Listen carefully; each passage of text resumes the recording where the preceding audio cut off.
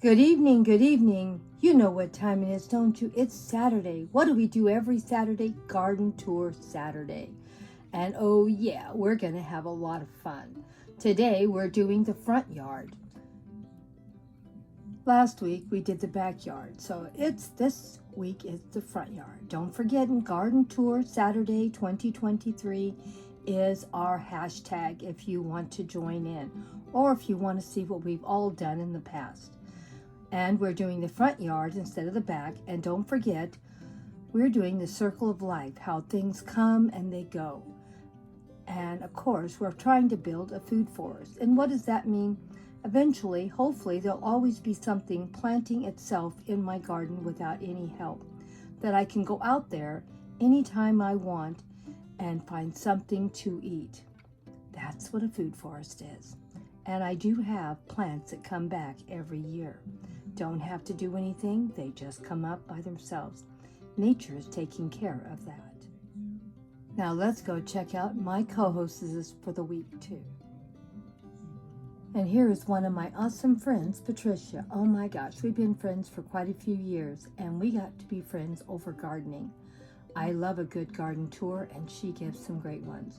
Please go over and check out her garden and see what she has to share. She always has inspiration for us and a great big smile, and she always gives us love and support back. Please go check out this awesome creator and go and see her beautiful garden and all of her garden tips. And here is our second co-hostess, another great channel I've been watching for some time. She does a lot of great gardening tours of her garden and gives you so much inspiration. And as you can see, she always has beautiful videos up every few days, and she's always a great friend to all. And you're going to learn a lot of great things about where she lives, Zone 7, and see what she shares. And here is my last co-hostess for today, growing on Vancouver Island. We've been friends now for a little over a year, and she also joins in with my love of fairy gardens also, along with a great gardening channel, and she gives you so much inspiration, and she does a lot of different things on her channel. Please go over and check out this awesome channel and see what she has to share with you. There's always something new and different on her channel every day, and you will always be amazed at the great things she can grow in Canada. So we have a lot of people that are co-hosting that are in a lot of different regions and show you can grow something in any area you live. Some areas a little easier and some a little harder, but you can still put a great garden in. Well, let's go see what Grandma did this week on her front yard garden tour. Thought I would show you an update of my goldenberries. Now these are part of building a food forest. I didn't plant these goldenberries in my garden. I had a goldenberry plant over here, and somehow or other they got some seeds in the ground and they grew all by themselves. And that means I'm going to have a lot of goldenberries pretty soon. And when they do start putting fruit on, I will share with you all about it. Now, as you can see, my strawberries down here are still producing strawberries, but they're in a container, and I can move this container anytime I want. The goldenberries are actually in the soil. Here's another goldenberry that we have, and it's growing up pretty fast. They'll get about 6 feet tall pretty soon, and we're going to have plenty of fruit. And down here is another goldenberry plant, a little too close, but oh well. I got to get in here and get this grass pulled out. And here's another goldenberry plant that nature put in the ground for me. So you can see I'm going to have plenty of fruit that I didn't do anything but leave things alone, and nature took its course. And as you can see, I have another goldenberry plant here. As you can see, they're going just great. I'm going to have plenty of food growing in this garden this year. I was shopping over at Lowe's about 7 years ago, and I saw this plant that said goldenberry. I had never heard of a goldenberry plant. I didn't know what it was, or anything about the fruit or anything. I went ahead and bought it. It was on sale, 50% off. It was a $20 plant, and I got it for $10. It did okay in my garden, and it did produce fruit, and it was pretty tasty. And I thought, well, I really like this. And so the plant eventually died, and I was sad. And I said, I've never seen this plant. Let's see if I can research it. And online, they sometimes can go as much as $40. Well, I'm not spending $40 for a plant that may only live 1 year. So I went to a plant sale up in Abrea in my friend's house, and there was someone there selling goldenberries. So I bought a pair of them. Well, those goldenberry plants were a lot healthier and stronger than the one that I got at Lowe's. And with that pair, I have always had goldenberries in my garden now, probably for like 5 years. Every year or two, I have new goldenberries popping up, and they always produce more fruit than I can possibly eat. So I'm very, very happy with these plants, and we enjoy eating them when the grandkids come over and the great-grandkids, and they can just go out and pick them off the plants and eat them. They look sort of like a tomatillo. They have like the leaves sort of go around like paper.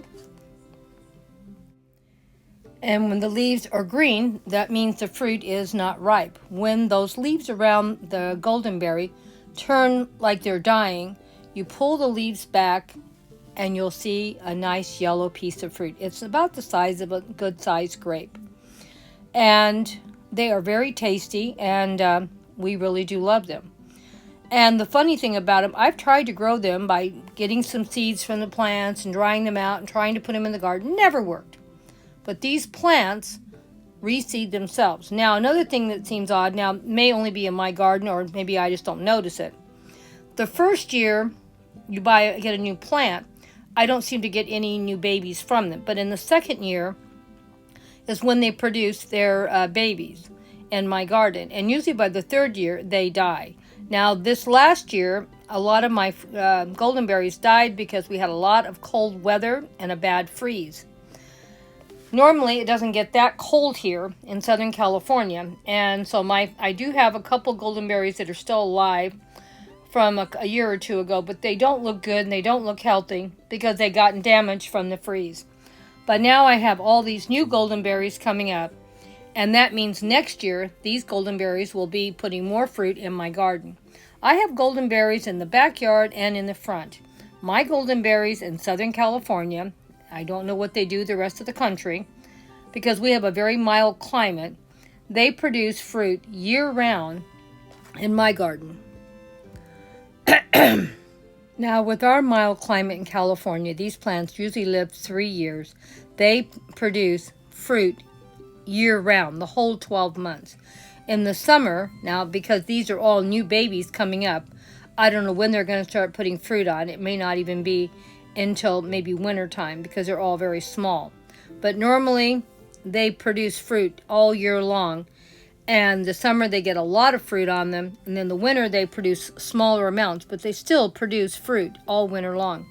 So they're really a great plant, especially if you live in a mild climate like we do. You would have something to always go out and eat. I have never tried to make a jam out of this fruit, but with this much new goldenberry plants coming up, I may try and see if I can do some jams or jellies with these goldenberries, because they do produce a lot of fruit once they get going. And they get about 5 to 6 feet tall, so they get pretty big. So this whole area where you see these at right now will be nothing but solid goldenberries, probably by the time we get to December or January. And like I said, as long as we don't have a bad freeze again this year, these plants should do fine for the next 3 years. They're really great, but like I said, I've never been able to grow them from seed. They've always just been growing in my garden themselves. Nature takes care of stuff, and they do a better job than I do. So that's my food forest tip for today. Goldenberries, give it a try. Carrots also are another one of my wonderful, wonderful things growing in my garden under a food forest title. I have really struggled to grow carrots in my yard. I don't know what the problem was. The only thing I can figure was water, because I live where it's very, very hot, and very dry. We don't get a lot of rain. But I have had carrots grow pretty good when we had a rainy winter. This last winter was super, super rainy, and the carrots lost their oven-living little carrot minds. They are everywhere in my garden, front and back, and the beautiful seed heads are everywhere. And of course, I do love them. But we do pull the carrots out when they're small and eat them. I like the small carrots. They seem to be tastier, easier for Grandma to pull. And as many carrots as Grandma has, she can afford to do it. And she still has plenty of seed heads, for we are going to have plenty of carrots next year, hopefully. Like I said, there are carrots in the front yard and in the backyard. And I even plant carrots in my green stalk planters also. And my goal eventually is just to have a very lush garden that things will just grow from year to year, and I won't have to mess with too much and spend a lot of money. And I also think having all this growth in my garden, when I'm pulling all this stuff out in the future, I'm going to cut it down small and break it down into compost. Because I think it's important that we make our own compost if we can. Because I don't want pesticides in my garden. I have to share my plants with my bugs, as you can tell, from time to time. But I still produce plenty enough food and fruit for my garden. And another thing is I have everything mixed in with the vegetables, the fruits, and the flowers. And I hope that also helps confuse the bugs a little bit, for they don't eat everything in sight. I have a very healthy garden, and I think it's because I keep everything full of different varieties. What do you think? Well, that's the end of my video. I just wanted to share with you my carrot crop and how it's doing, and my goldenberries that keep coming back every year. Now my carrots now are to the point where they're reseeding the front and the back also, like my goldenberries. My food forest is starting to grab hold finally. It's taken a few years to get it to this point, but I'm sure after this year it's going to get better and better. Everything looks so huge and full of beautiful life everywhere. I am going to end up doing a lot more of this gardening where everything reseeds itself. I know it doesn't look pretty when it's reseeding, but oh my gosh, it is so nice when you don't have to do a lot of work. And plus, I'm getting more and more green stalk planters in my garden to make also a little easier for me to plant stuff from seed.